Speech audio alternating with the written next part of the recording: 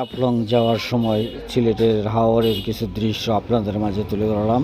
তো দেখতে পাচ্ছেন আমরা জাফলং যাইতেছি, সেই সময় রাস্তার চারপাশের প্রাকৃতিক দৃশ্যগুলো আপনাদের মাঝে তুলে ধরেছি।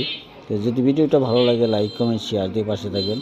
অনেক বিশাল হাওর, এপার থেকে ওপার দেখা যায় না, শুধু ধু অন্ধকার। তা আশা করি বুঝতেই পারতেছেন। তো রাস্তাটা এত সুন্দর ভালো লেগেছে যা বলে প্রকাশ করার মতো না, কারণ নিরিবিলি রাস্তা।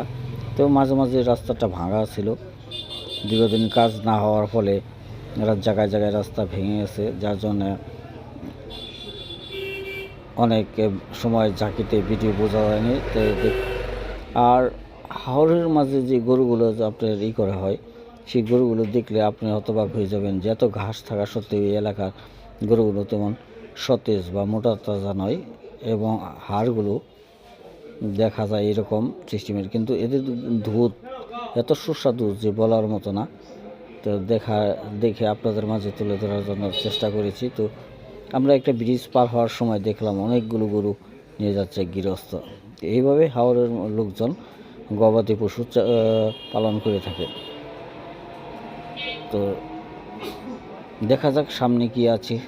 তো চললাম আমরা জাফলংয়ের উদ্দেশ্যে।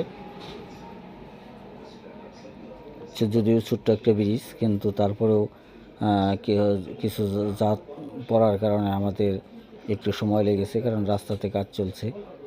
সবাই ভালো থাকবেন, সুন্দর থাকবেন।